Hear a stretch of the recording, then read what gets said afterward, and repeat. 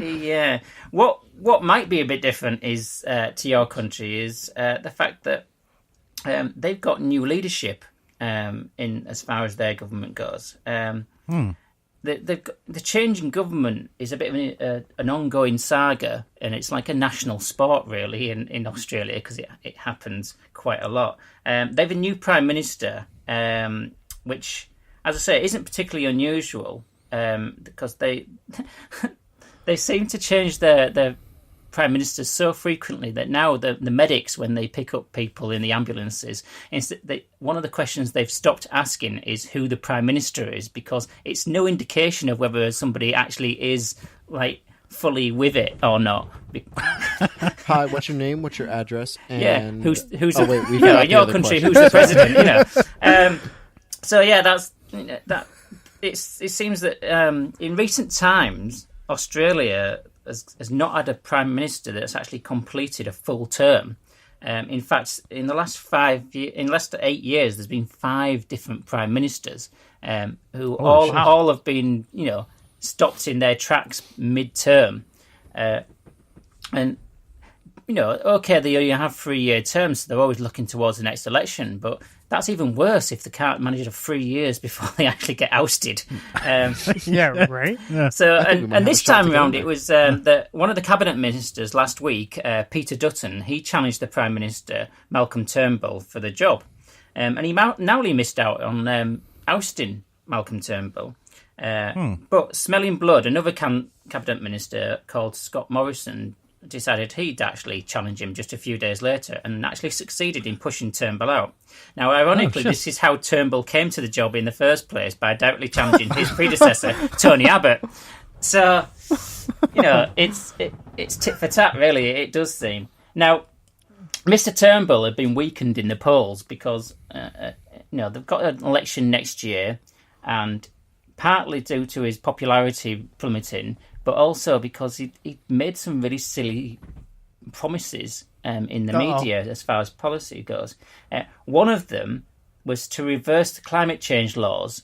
Now, considering that Australia is going through the worst drought in multiple decades, that might not have gone down particularly well with some of the people in Australia.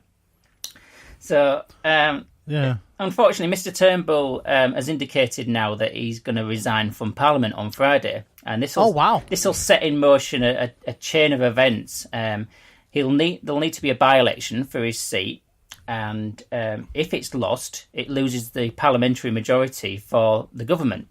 Bit tricky that, and then of course they can face a motion of no confidence, and if they lose, then that's it. They no longer have a government, and they'd have to actually have the general election earlier.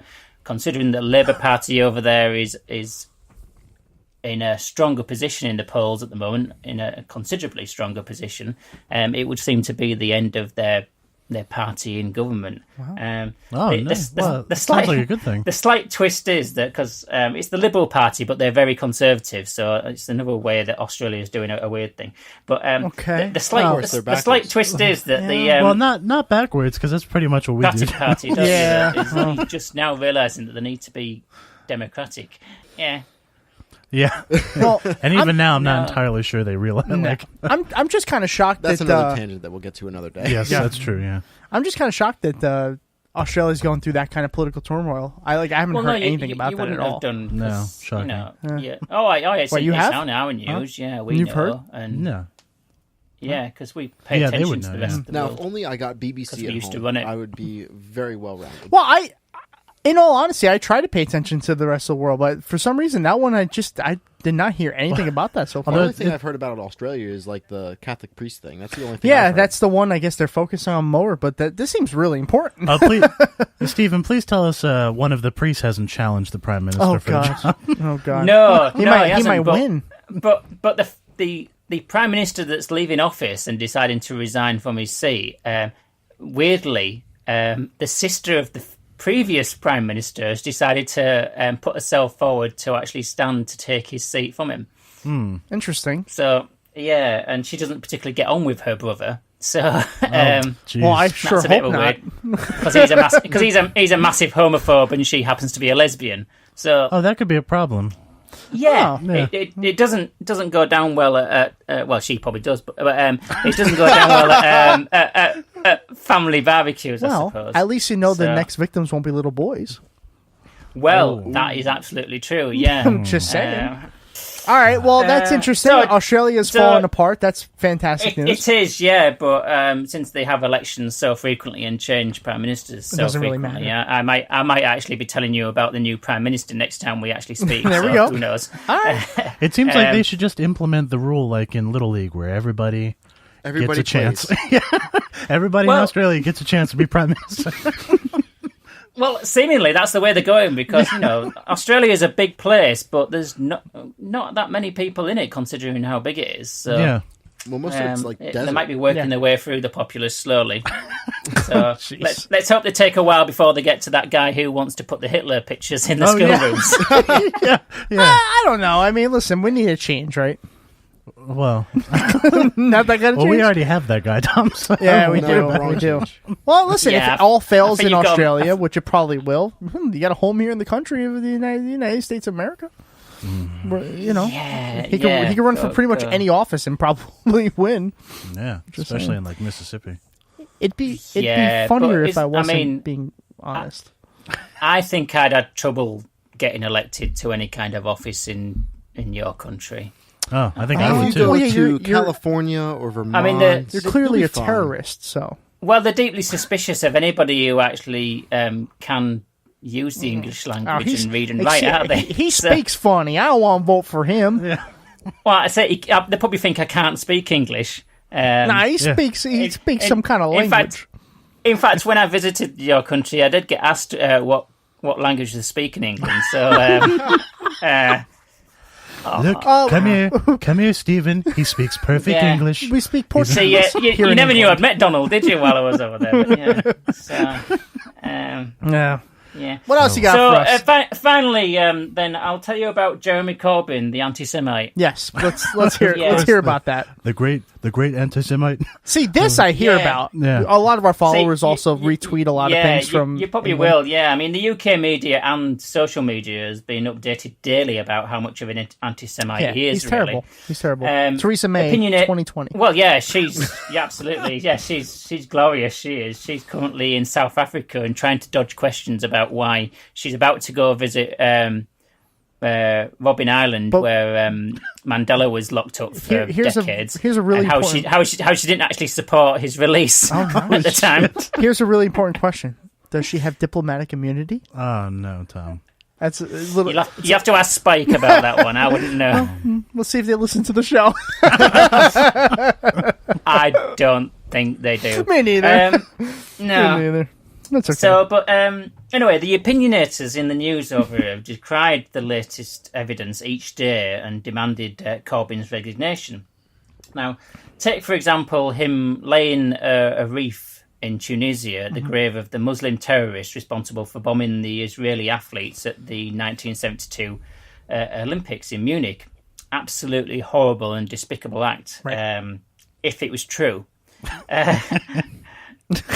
Like most of the accusations, in fact, all of the accusations, it's entirely false. The wreath that he actually laid was in memory to the Palestinians killed in Tunisia as part of a war crime by the Israeli military. And the Munich terrorists, as it happens, are buried thousands of miles away and across several countries, nowhere near where he actually was at the time. So, Of course. yeah. But still, the media gets away with tagging this onto him. I mean, curiously, there's Labour MPs who have been quite vocal about Corbyn being an anti-Semite, and almost all are part of the Labour Friends of Israel group, who That's shocking. seem to have quite a lot of holidays over in Israel and receive a certain amount of donations from the Israeli government and Follow the money. Yeah. Always follow the money. So, but I'm sure there's no link between the two things. Well, you know what the funny thing is, though. I think a lot of the Democrats here would love to say the same thing about Bernie Sanders, but there's one very annoying point about He's him. Jewish. Yeah, and that makes it very tough for them to say he's an anti-Semite. Yeah. Well, I think it's for some of the same reasons why they might have tried to attack him on that, because Oh, they'd love to. Like, if he weren't Jewish, they'd be saying all the same things. Well, yeah, and I think it's for the same reasons in that he actually has a moderately positive view towards the Palestinians who have been murdered mercilessly in some kind of genocide by the Israeli government. And I think that's what really pisses them off the most. That's why they go on to those like really angry tirades against him, because they're like, we really want to discredit his policy towards Palestine, but everything we can't call him so good. Well, but we can't call him an anti-Semite because he's Jewish, right? And so we have no avenue of attack other than maybe naivete. I don't know. He's a fake Jew. Is that what Donald would say? He's a fake Jew. Fake Jews. Okay. Excuse me. Look, he's not a Foreigner, Jew. He's just excuse me. He's not a Jew. He's just Jewish. You could take your flatbread and go back to Israel. I don't care. Right? Yeah. It's just like our show is an hour-ish. Yeah. It doesn't really mean it's an hour. No, it's not. It's Jewish, of course. Yeah. It's like Catholic-ish, right? It's Catholic. I don't want to talk about the Catholics. No, there's a lot of Catholic-ish people that only go on Christmas and Easter. Well, yeah, and that's how their kids avoid getting molested. Okay, moving back to Stephen. I made it scot-free. Stephen. Me too, by the So way. how did Tom avoid it then? Excuse me. Were you an altar boy too? I volunteered. I'm just joking.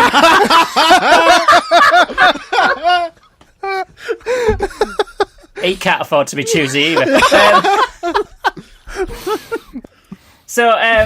Back to Jeremy Corbyn, yes, and that's what we were talking about. Is that what we were talking about? Because I completely I forgot. Remember, now, a lot of this criticism is not just based upon the fact that Jeremy Corbyn is a prominent supporter of the Palestinian cause, right? So which he has been for decades, right? Okay. Well, this is it. Is they don't. The anti-Semitism tag seems to be bandied around, and unfortunately, it's devaluing it by the way that they keep using it. Mm-hmm. But there's also just a technicality that a lot of people don't actually seem to recognise when they're throwing around the word anti-Semite, is that the Palestinians are a Semitic people. Oh yeah. So, you kind of detail. can't just assume. So yeah, that's a bit difficult. But the goal seems to be, and why it's blown up at the moment, the actual criticism of Jeremy Corbyn, is that the Israeli lobby, and particularly the Israeli government, who have been filmed, agents of the Israeli government have been filmed actually trying to sway activists with offers of money, and politicians as well at party conferences. The goal seems to be that they want to actually move the Labour Party towards adopting the International Holocaust Remembrance Alliance definition of anti-Semitism. I'm sorry. And this would kill off the Labour left. Say that one more time. That's all. That was a long fucking title. Yeah. Well, it's a group that it probably is purposely giving itself such a long name that people get so tired and they won't actually type it into Google to find out who's behind them. Yeah. So what's the acronym for that? Trump? No. No. Wrong. IHRA. There we go. So it's not even a funny acronym, unfortunately. Not a Peter Dow, that's for sure. No, not a Peter Dow. Dow. Be a patron. No, not like the Dowcast. No. All right, Stephen. That's it. You know what, Stephen? I love you, Stephen. All right, I got a real question about Jeremy Corbyn and all that. Really? Okay. I know. Let's find out. So wow, so shocked. Interesting. Is there any realistic possibility that he's actually going to resign from all this, or is this literally something that he's just laughing about and moving on? No, he's certainly not laughing about it. He's taking it very seriously because he's that kind of man who, does take these accusations seriously, because he demonstrably isn't and has fought against this kind of thing for all his life. He's not going to resign from it because obviously there's no evidence to support it, despite people keep popping up and saying, "Oh, the evidence I've seen." Oh, great, nobody else has seen this evidence. But it seems to be backfiring to a certain degree against both the right-wing Labour MPs who are trying to actually force him out, but also the Conservatives who are trying to fuel this themselves. Because I see it within my timeline on Twitter, and obviously that's a bit biased. It's kind of a bit of an echo